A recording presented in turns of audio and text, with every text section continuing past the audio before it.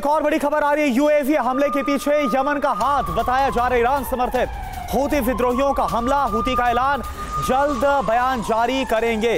तो ये देखिए, ड्रोन का इस्तेमाल करके, यूएवी का इस्तेमाल करके लगातार जिन हमलों को अंजाम दिया जा रहा है, उसको लेकर अब यमन का हाथ होने की बात कही जा रही है। इधर गाजा में इजरायली एयरफोर्स के भीषण हमले जारी है। लड़ाकू विमानों से ताबड़तोड़ बमबारी हो रही। हमास के ठिकानों पर बमबारी की गई।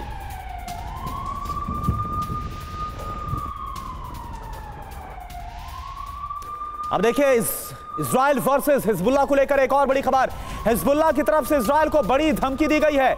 वॉर वीडियो जारी करके चेतावनी दी गई। वीडियो में यरूशलेम जाते हुए नजर आ रहे लड़ाके। ऑन द रोड टू यरूशलेम नाम से वीडियो जारी किया गया है। इजराइल को विनाशक जंग की चेतावनी दी गई है। Car garage network great, claim cover great, price wait वाह, प्राइस भी ग्रेट।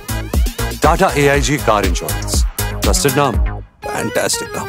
तो यरूशलेम की जाते हुए हिजबुल्लाह गुट की तरफ से, जो लेबनान का गुट है, उसकी तरफ से वार्न किया गया। यरूशलेम जिस पर पूरी तरह से कब्जे का दावा इजराइल की तरफ से किया जाता है, अब उसकी तरफ मूव करने की वार्निंग देता हुआ यह वीडियो हिजबुल्लाह की तरफ से। एक और बड़ी खबर, यमन में 7 अक्टूबर जैसे हमले की ड्रिल की गई है। यमन की अंसार अल्लाह फोर्स की तरफ से इस ड्रिल को अंजाम दिया गया। इजराइल पर हमले की तैयारी का यह वीडियो है। 7 अक्टूबर को आपको याद होगा किस तरह से हमास ने दक्षिणी इजराइल के इलाकों में हमला किया था और जमकर नरसंहार मचाया था, कत्लेआम मचाया था। मासूमों को भी नहीं बख्शा गया था। बंधकों को अपने साथ ले गए थे। कई इजरायली नागरिकों को और विदेशी नागरिकों को बंधक बनाकर हमास अपने साथ ले गया गाजा।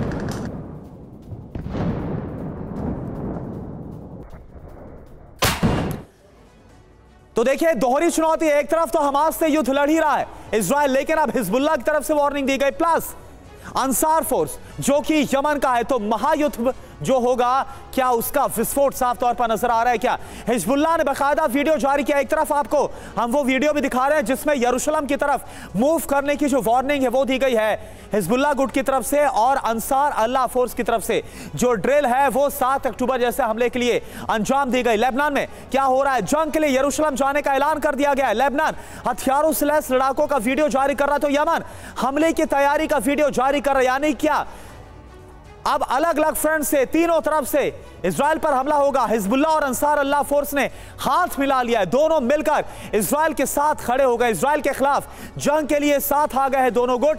यह इजरायली डिफेंस फोर्स के लिए एक बहुत बड़ी चिंता की बात है। धमकी से इजराइल को गाजा से हटाने की कोशिश की जा रही, वो इजरायली फोर्स जो अब गाजा के अंदर ग्राउंड ऑपरेशन के लिए आगे बढ़ रही है। तो जरूरी बातें आपको हम बता रहे हैं और कैसे ये इन दोनों का आना महाविस्फोटक साबित हो सकता है, यह भी आपने देखा। इधर हमास हो या फिर हूती विद्रोही या फिर हिजबुल्लाह, इन संगठनों को ईरान भरपूर हथियार और फंड देता रहा है। अब इन संगठनों का इस्तेमाल इजराइल के खिलाफ हो रहा है। खुलासा यह हुआ है कि ईरान ने हिजबुल्लाह को अपना सीक्रेट हथियार भी दिया है।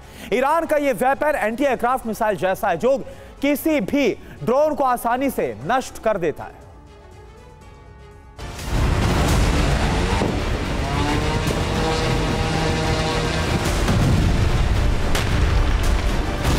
कहने को ड्रोन, लेकिन ताकत एंटी एयरक्राफ्ट मिसाइल जैसी।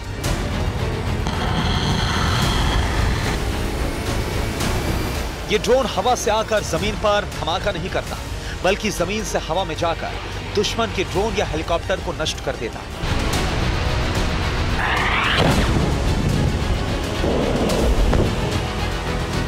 ईरान ने इजराइल के खिलाफ इस हथियार का इस्तेमाल शुरू करवा दिया। खुलासे के मुताबिक हिजबुल्लाह ग्रुप ने इजराइल के एक ड्रोन को गिराने के लिए मेड इन ईरान 358 ड्रोन का इस्तेमाल किया।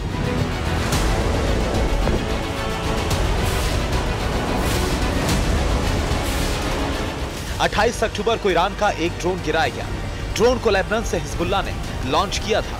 बाद में पैट्रियट एयर डिफेंस ने 358 ड्रोन को नष्ट कर दिया।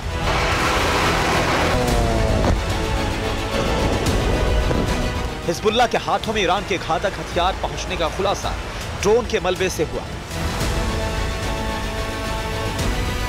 ईरान ने अपने इस हथियार का प्रदर्शन एक मिलिट्री एग्जीबिशन में किया था। बाद में यह सीरिया में और हूती विद्रोहियों के पास देखा गया था।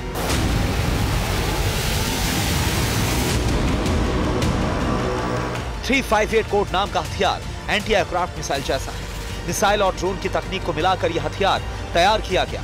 358 ड्रोन की रफ्तार सिर्फ 800 से 900 किलोमीटर प्रति घंटा, जबकि पैट्रियट से निकलने वाली मिसाइल 3500 किलोमीटर प्रति घंटे की रफ्तार से प्रहार करती है। यही वजह है कि ड्रोन 358 ने इजराइल के ड्रोन को तो गिरा दिया, लेकिन खुद को पैट्रियट के हमले से नहीं बचा सका।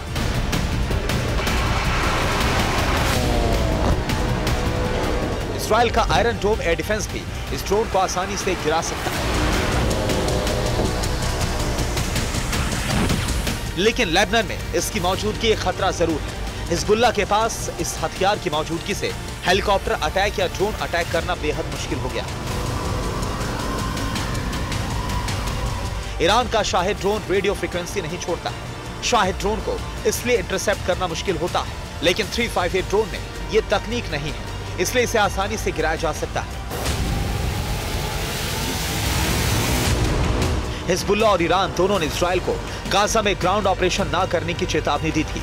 अब ग्राउंड ऑपरेशन शुरू हो चुका है और माना जा रहा है कि लेबनान में मौजूद हिजबुल्लाह ग्रुप को ईरान 358 ड्रोन जैसे कई घातक हथियारों की सप्लाई कर सकता है।